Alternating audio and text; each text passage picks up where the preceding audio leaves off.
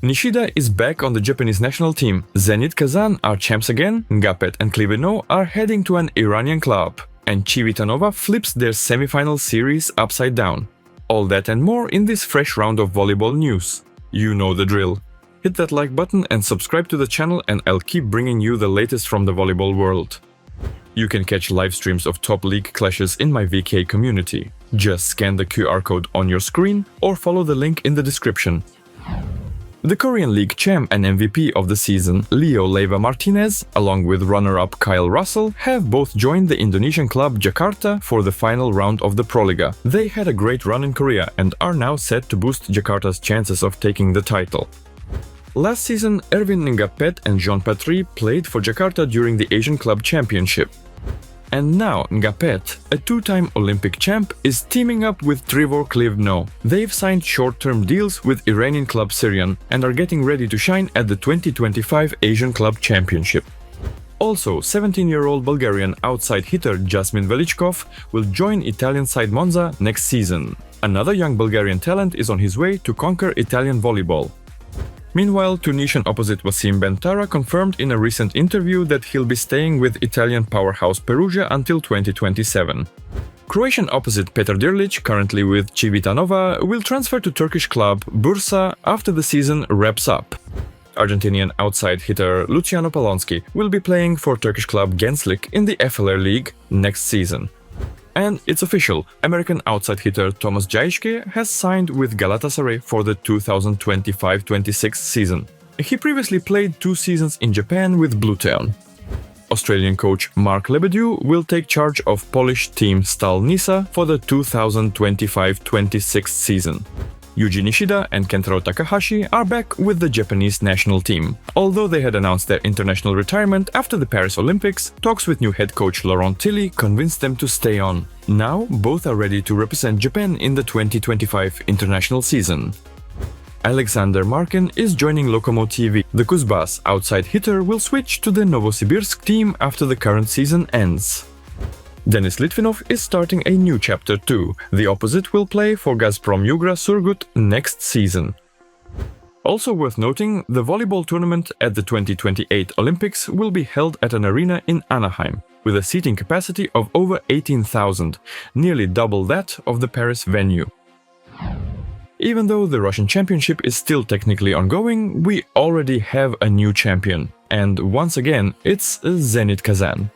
In a best-of-5 series, Alexei Verbov's squad swept the finals and claimed their 13th national title. And let's not forget, for legendary opposite Maxim Mikhailov, this was his 10th Russian championship win. The second match gave fans a bit of drama. The visitors from St. Petersburg pushed it to a tiebreak, but that ended up being the only real suspense in the finals. Zenit fans are surely happy with the result. Although many would have loved to see this squad in the Champions League, that wish sadly remains out of reach. And speaking of fans, many were hoping Micah Christenson would get MVP honors, but the award wasn't given out this year. The American Wizard leaves Russia without a personal trophy. Maybe we need a fan-voted MVP just for setters. Even though Zenit fell short in the final, Vladimir Alekno deserves major credit. His team went from underdogs to finalists in just one season, picking up a new fan base and playing some really solid volleyball. What a coach! And like I said earlier, the season's not over just yet. Belogori and Dinamoelo are still battling for bronze. Belogoris had the edge so far. After crushing their opponent in Game 1, they held on in Game 2 despite nearly blowing a big lead.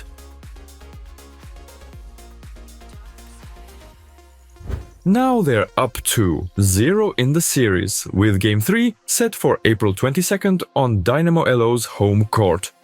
As for the Russian Cup, we've got our finalists. Dynamo swept Kuzbas 3-0 in the second leg. Lokomotiv, after winning the first 2 sets against Fakel and securing their final ticket, ended up going the distance but still finished the job.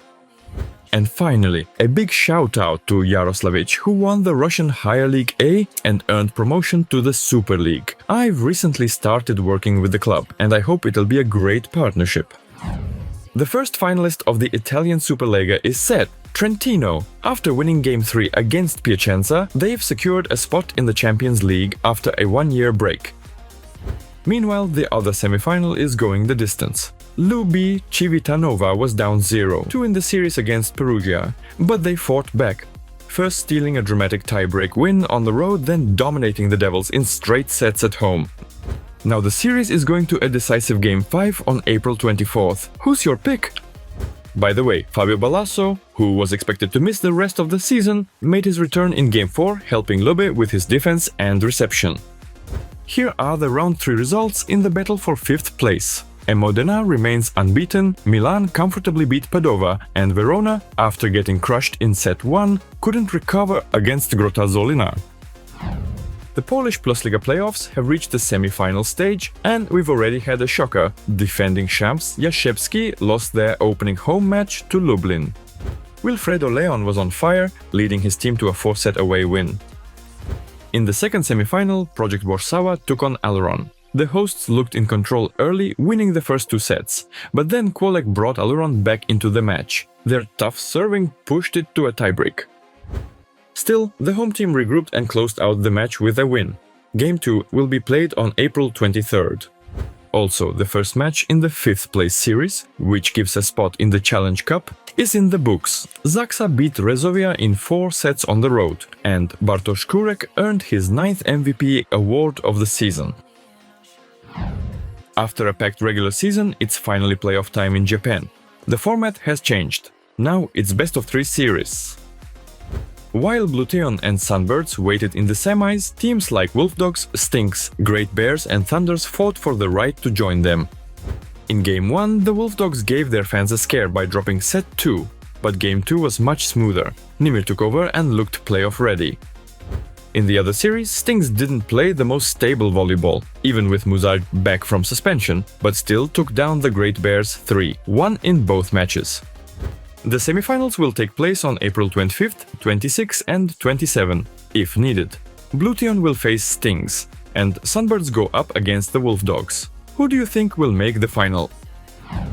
All 4 semifinalists in Brazil are now confirmed. Sada Cruzeiro made it through in 2 matches, but the other series were much tougher. The quarterfinals were intense.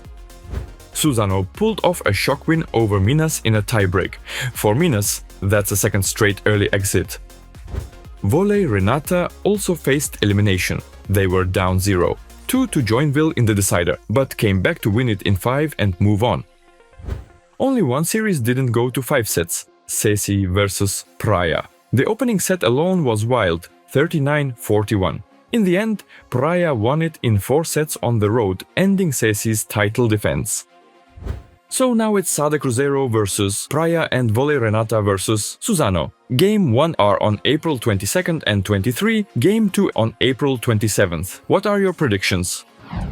Playoffs in Turkey are also heating up, so here's what happened in the last 7 days. Ziraat beat Arcas at home 3-1, putting them one step closer to a 4th title in 5 years. And big news, Galatasaray, 16-time Turkish champs, made the finals for the first time since 1993. They beat Fenerbahce 3-1 in Game 2.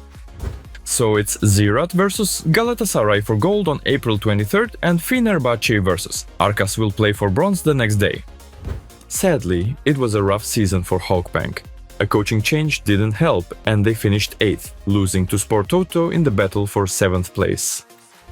Alanya came in 5th, after finishing the regular season in 8th, which definitely deserves some props. Thanks a ton for sticking with this episode all the way to the end. Hope it was useful and interesting. If you enjoyed it, hit that like. Your support helps the channel grow and keeps the videos coming. See you next time. As always, I'm Nick. Love what you do and success will follow. Catch you soon.